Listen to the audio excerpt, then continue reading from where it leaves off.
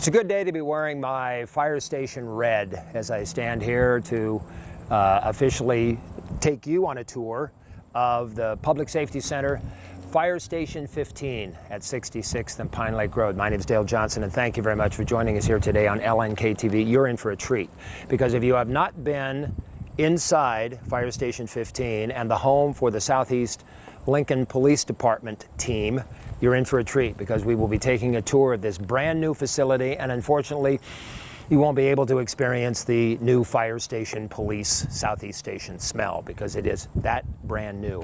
And to help me with our tour today is Assistant Fire Chief Pat Bohr. Pat, thank you very much. Come on in. Dale. It's so much fun to be here at a brand new fire station and a new police station. It is fun, and thank you, and good afternoon. And you know, whenever I come into the studio, you always welcome me into the studio, so I'm going to welcome you into Fire Station 15, so it'll be a fun tour. Should we take a tour? Let's do. Okay. First place we are greeted when we come into Station 15, the Public Safety Center for Lincoln Police Department. We're in the lobby. It makes sense. Yep. I want to accent the ironwork behind you, first of all, Pat. Yeah. The police department had used, it's a company out of Iowa, first of all, it's an ironworks company over there. They had used them for other kinds of activities, and when we started putting this together, Captain Woolman, who was my counterpart, my colleague in putting this building together with the architect and the contractor, he reached out and said, would you like to do something like this? And we said, absolutely.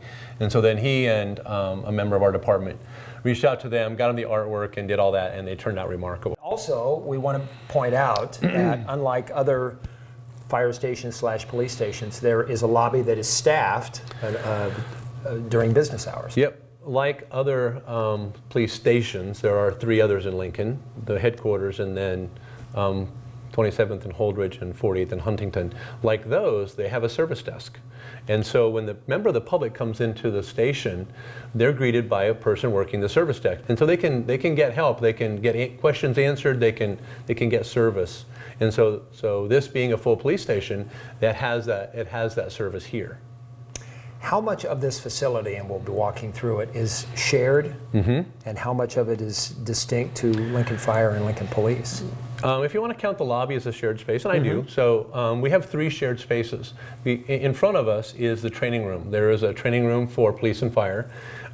We are limiting it to city departments and primarily police and fire, because there's a lot of equipment, a lot of very technical, very expensive equipment in there.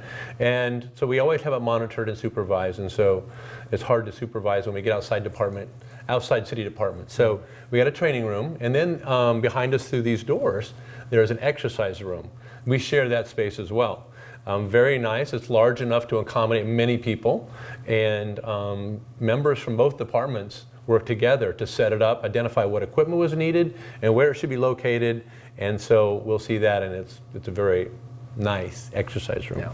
That's where we're going to go. This, as far as the public is concerned, is pretty much the limited space that's accessible to you. But what we'll do now is we'll show you the rest of Station 15 and the Public Safety Center for Lincoln Fire and Rescue, Lincoln Police, the Southeast team, as we continue our tour on LNK TV. Now, Chief, as we continue to get into the inner works of Station 15 here, what do we have down the hallway? Well, down this hallway to the left are a series of offices for firefighters and paramedics who are doing reports from incidents that they responded to. Captain's office and a couple of chief's offices are on our left. And on the right down there is our kitchen. And then if you look through these windows right here on our right, you'll see the exercise room. Hey Dale, before we go into the weight room, let's go down to the kitchen. You know, the kitchen is kind of the center point of most households. I know my family, we all gather in the kitchen, a lot of activity there. That is the same kind of thing that goes on in the fire station.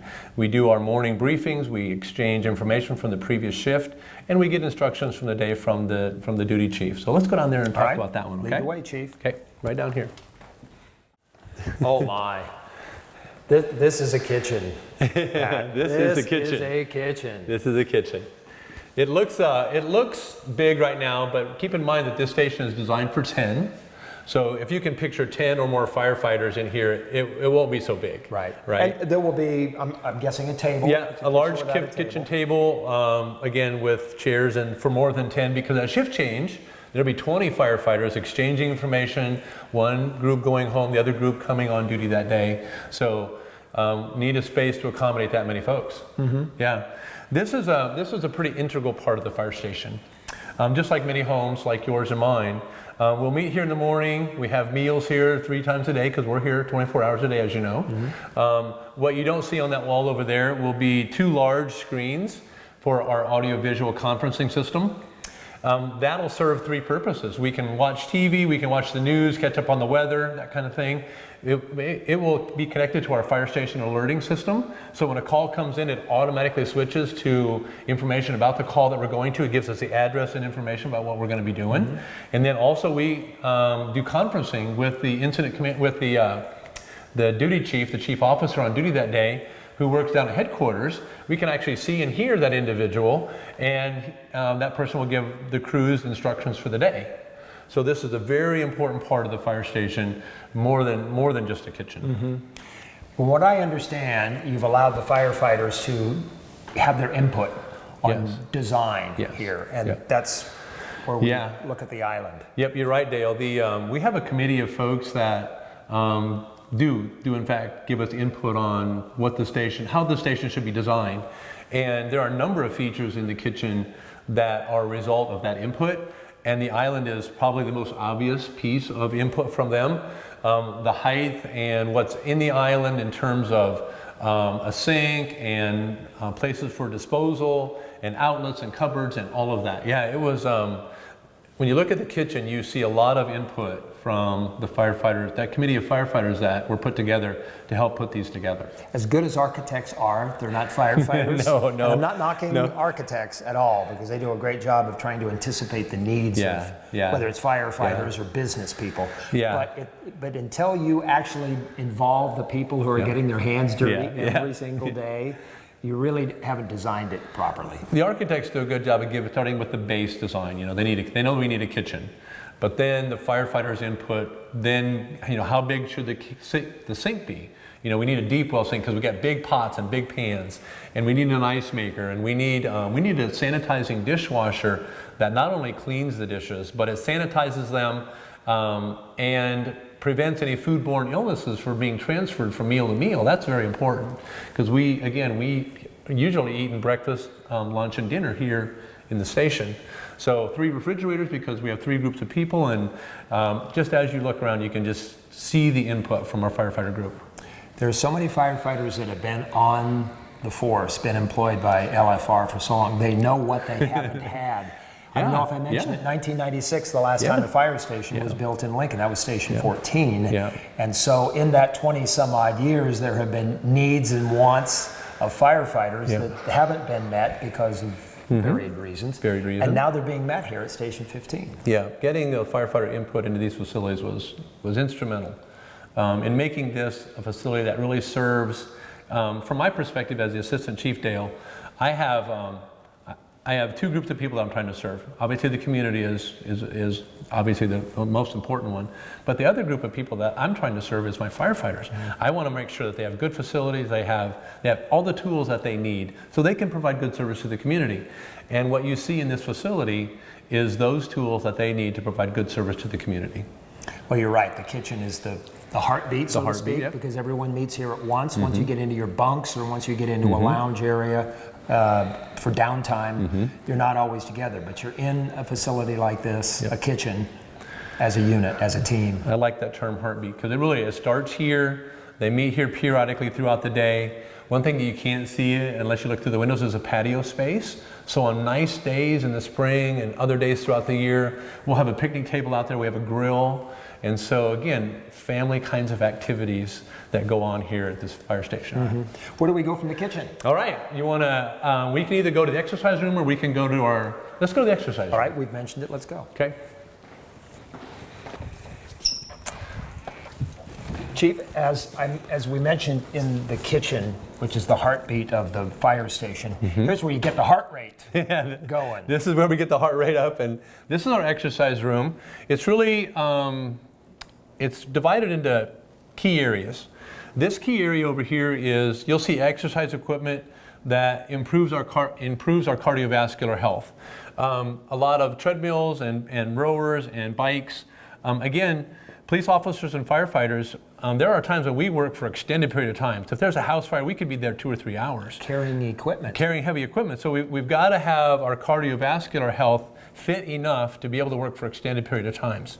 The next area that you see, if you look behind you, is we have lots of different weight equipment, but you'll see specific kinds of weight equipment. Kettlebells and balls that are designed to work the core of your body, not just maybe biceps or something like that.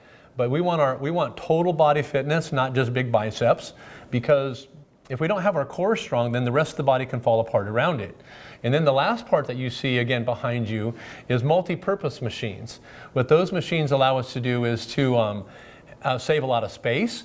And then because we have more open room, we can have a lot of people in here working out at the same time. And that's important because both police officers and firefighters, not only on-duty folks will work out in here, but off-duty folks that live in this area will come over here and stay healthy, stay fit, and work on their strength and cardiovascular off-duty. Kitchen and weight rooms, exercise room, two important parts of this new Station 15. Where else would you like to take us? A couple of the spaces I'd like to show you before we're done today. The app floor, there's a couple of significant features out that I want to point out to everyone.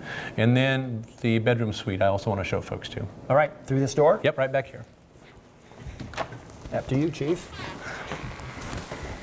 Obviously, we're in the living quarters, Chief. Lockers, give that away. Yep. As we continue to approach, we're going into sleeping quarters and other facilities here. Yep. Yeah, this is what I call our bedroom suite. It's a big circle with 10 bedrooms, 5 bathrooms. The new stations are designed under the kind of the thought or the concept of 1 bathroom for every 2 bedrooms. So sometimes it's hard to figure out how many bathrooms you need for a group of people, but this station is kind of designed under that concept. The other thing that it is designed under, there are lots of lockers in the hallways. In some of our old stations, the lockers are in the bedrooms. But the firefighters know that sometimes they're required to go to a different station. They need to go to their assigned station, pick up their gear out of their locker, and then go to the new station. So if it's in the bedroom, it disrupts the person who's in there. So the firefighters intentionally wanted the lockers in the hallway. So that's what you see here. The bedrooms, as you look behind us, the bedrooms they're small because we wanted to have space for other activities, but they have what they call a blackout. They have a blackout screen shade on the window, so it can be dark, so they can get some sleep. We know that sleep is important to your overall health, and so when the opportunity affords itself, and we don't always get that opportunity because calls come in any time of the day or night. But when there are no calls and when we have the opportunity, we want to try to get as good a sleep as possible. And some of our older stations, station number 1 in particular, is a dormitory style bedroom. So all 10 or 12 folks that work down there, they sleep in 1 big room. And so we wanted individual bedrooms because of the workforce today, for the privacy of all of our individuals, and individual bedrooms provide better rest than does a dormitory style bedroom. Chief, it's pretty quiet in here, up and down the halls and where we've been so far. Yeah. When do actual firefighters start moving in? Well, they're going to be moving in about, I have the Battalion 2, which we just promoted. They're going to be moving in about 4 weeks, and then a crew will be moving in after that. We're kind of waiting on a new fire engine, and we just promoted the battalion chief, so we're getting them set up, getting their equipment. So that takes a little bit of time, but as soon as I have all that, they'll be in here. So it'll get exciting before too long. You bring up a good point. 3 battalion chiefs. This will be home to 3 battalion chiefs. It will be, and that's great news for all of really all the community, because we've just lacked the ability to have better supervision than we've had in the past. So it's a great thing. Not only do you better serve this part of the city, but you serve the city in general. In general, because we allow other people to devote more time to other areas. They don't have to cover everything. Absolutely. All right. Yep. Where to next, Chief? Okay, let's go out to the apparatus bay. All right. And take a look at some of the features we have designed in there. I want you to mention what people are seeing behind us as we walk in here, because this expanse, we have to get this shot. This is a beautiful shot of this open space. That's awesome. So describe the room that we just saw. This is what we call our PPE storage room. It's special because we've never had a place to keep our protective clothing, our PPE. And the reason it's nice to have a separate place for it is because that clothing, that gear that's in there, we wear that into fires. And when it goes into a fire, it comes out with all kinds of junk on it. Stuff that is potentially carcinogenic, that could cause cancer if we don't clean it. And so we have a great cleaning program, but we want to isolate that stuff, isolate it from our other parts of our station, and so we reduce the contamination that we could accumulate when we go into a fire. So we've never had that in any of our other stations. And so being able to isolate those things from the rest of the station is a great asset to the firefighters. Going into the other stations, the few that I've been in, I see them behind the rigs. I see them into any space really where they can have hangers and boots and helmets and store it. Try to get it separate, but it never is really separate. Never really separate, that's correct. So the connection between the PPE room and the rest of this is these stations were designed with a concept of hot, warm, and cold zones. A hot zone being a zone where you might have contaminants. A warm zone where there'll be fewer, and a cold zone where there are none. That's in theory, right? So in the apparatus bay, diesel exhaust is definitely a contaminant. It is what we call maybe a hot product. So we have systems in the app bay where they capture that exhaust and they blow it outside the building. In some of our older stations that you've been in, you probably saw the walls were black. Right. Because of all the diesel soot over the years of accumulation. So we won't get that in these stations because we have an exhaust system that blows it outside. So that's great for the firefighters also because diesel soot, diesel exhaust is a carcinogen. Could be cancer causing in firefighters. The fact that we're removing it and sending it outside the building is a great asset to the firefighters. So again, with the connection to the PPE room, we have a hot zone and we have a warm zone. So we want that zone to be less contaminated than this area here.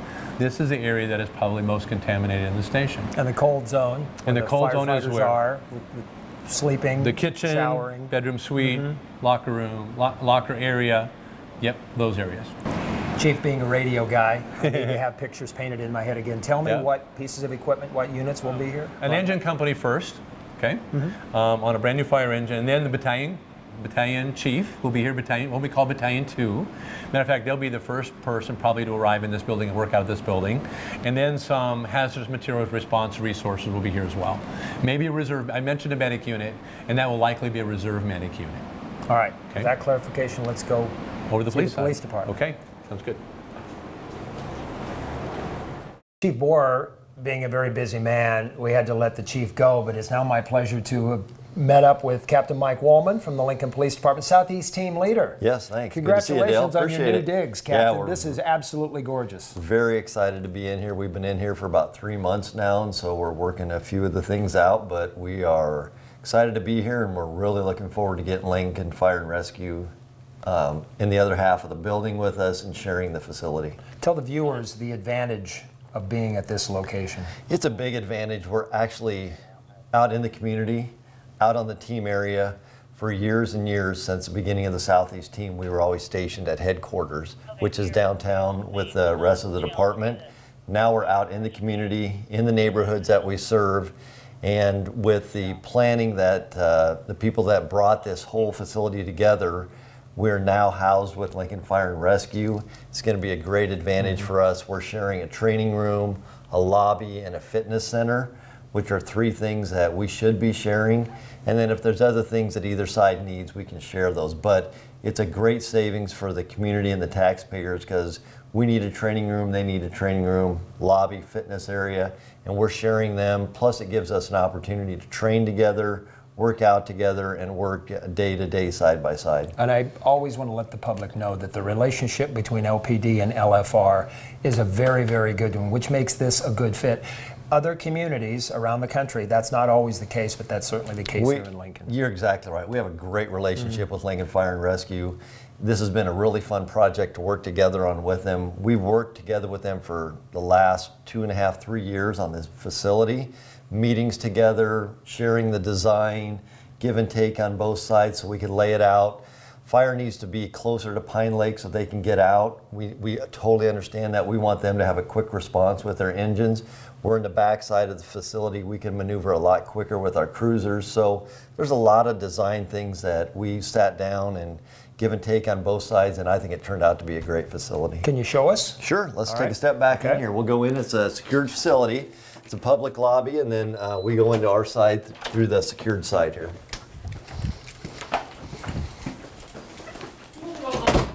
Okay, Dale, let's step into the conference room here. Chief, Captain, as I was talking to Chief Borer, one of the points that we brought up was the space difference between what they are used to, and I'm guessing that it's much bigger than what you're used to and your other officers are used to. Yeah, exactly. Down at headquarters, we had some amenities down there that we shared with the conference room and stuff, but we never had our own Southeast conference room. So our report room and lineup room and some stuff we'll see here shortly is nice to have out here. We can host meetings in this room here with people from the community that have come out and talked to us, and we've held several little small meetings in here, which is really nice to have, bring people out into the team area to see us. Not only is it a good use of space, but it's a good use of time. Oh, exactly. Yeah, we're out here. People want to come see us. We can meet them here. We don't have to travel. If our officers want to meet people, they can have meetings out here, and they're still on the team area. What has been the response from folks living in this part of the city? It's been a good response. You know, a lot of people have been wanting to know why it's taken so long for us to be out here, but we're here, we're excited, we have a great neighborhood, we've met some of the businesses around here. And when I go to some of the neighborhood groups and talk to them about us coming out here in the last couple of years, they're really excited. They know that it'll cut down our response time, which we've already seen happen in the first 2 months. And I think that will only improve when Pine Lake opens west of us. And so they're excited. They know that it's going to be a quicker response.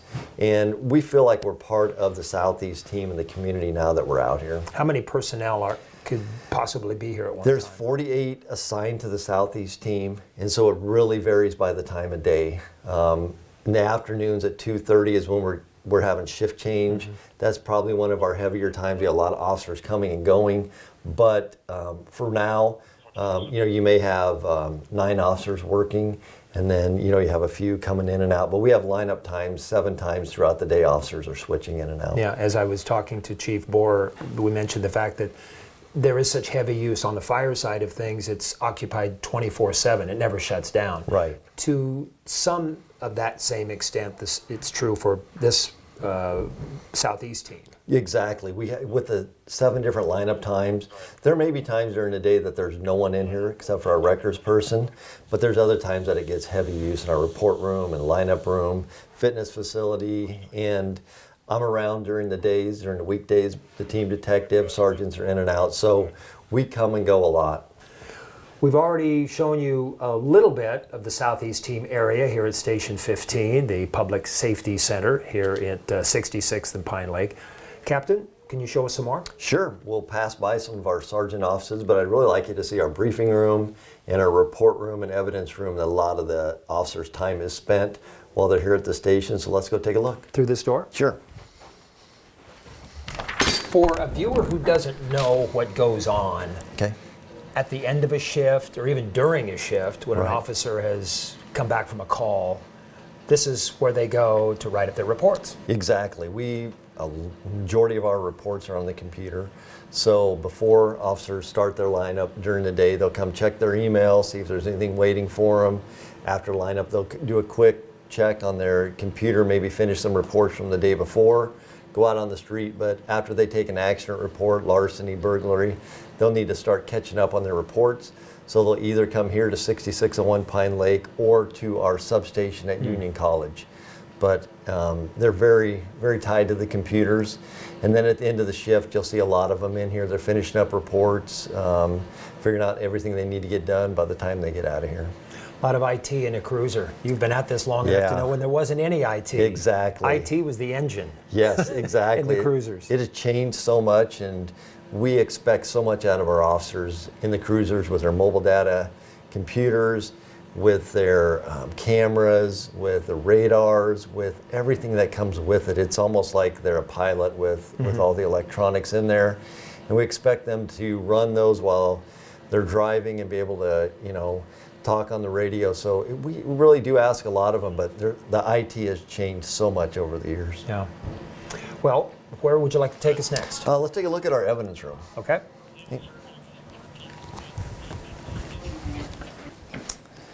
Captain, we've talked about convenience of this facility for Southeast Team. This is another, albeit small room, but an important room that adds convenience to your team. Yeah, exactly, Dale. This is a room, it's called our evidence room, and this is where officers, either during their shift or the end of their shift, can bring in evidence that they either picked up from a crime scene or a shoplift or what have you. And what they do is they tag that into property here. The nice thing about this and the convenient thing is the officers don't have to drive all the way downtown to tag that evidence in, keeping them out of service. By keeping them out here on the team area, they're closer to calls, better response time, and keeps them in service. And so this is a great room for us. Our property unit comes out every day and picks up all the property and evidence that we've tagged in throughout the day. So it's worked out great for us. More to this space, Captain? Yeah, let's take a quick look at our interview room and our monitor room. All right. What do you do in a monitor room, Captain? We actually, somebody can watch the interview that one of the officers is doing. We also record in this room.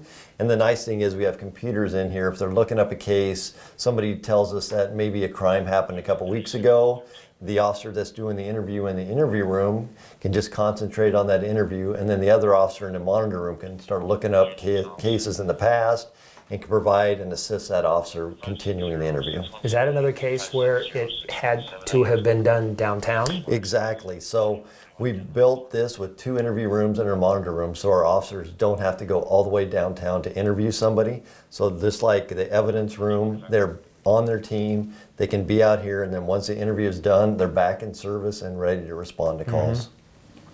Captain, before we end our conversation, let's take a look at the briefing room. Okay, let's take a look, Dale. Finally, Captain, we're in the briefing room. Explain what goes on here. This is where the officers come 7 times a day to do our lineups, briefings. We would usually do that downtown, but with our satellite teams, we have the officers out on the team area. We hear the duty captain, everything they're telling during the briefing, and we see what they're showing on one of our big screens in here. So all the officers report out here, immediately come into the lineup room and get a briefing, and then once that's completed, we do a team briefing, and then they're ready to hit the streets. It's empty right now. We gave the team that just left the opportunity for privacy, and they went through their briefing and they just left. Yeah, 2:30 in the afternoon, those officers just went through their briefing, and then some of them are in the report room checking some of their emails or finishing up some of their cases, and some of those other officers are already out on the street. You and I have been at this a long time. I've mentioned that before. Share with the viewers in closing what this opportunity means. 2 things. First, to be able to cohabitate, so to speak, in a functional way with Lincoln Fire and Rescue. And second, the modernization of this, because I'm guessing in your 30 some odd years, you've, compared to this, been in some pretty primitive situations compared to this. Tell us what that means to be part of this. It's a great opportunity for us to cohabitate with the fire department. The city and the taxpayers' money went into this. We split a lot of things, share a lot of things here, but there's a lot of things you can't measure, and it's going to be that relationship, and that's going to carry over to all the calls for service that we deal with Lincoln Fire and Rescue multiple times a day. We deal with them out on the street. It's only going to help that, and it's going to help our training. In regards to the facility, this is an unbelievable facility. A lot of us started out at 233 South 10th Street downtown. You remember that building? Very primitive. No windows. No windows, really depressing building. To the station we have out here now, a lot of nice amenities for the officers. We want the officers to feel comfortable when they're here. When they come in the building, we want it to be stress-free as much as possible for them because they have such a stressful job. But this facility, it's just really nice. And we want to thank you too, viewers, because had it not been for you passing the opportunity, giving the money to the city for them to be able to build this through the the quarter-cent sales tax, all of this would not have been possible. Nor would it have been possible for the other fire stations and the communications radio system that you use every day and all your other officers use every day. It's just been a huge benefit of the taxpayers stepping up, knowing what the needs of public safety in this community has been for the last several years, and to be standing here today in a completed police and fire, the only joint station that we have in the city, and the new radios that we're carrying, we're very fortunate. So on behalf of Captain Wellman and Chief Borer, I want to thank you very much. I'm Dale Johnson. Very much appreciate you on this tour with us for LNK TV.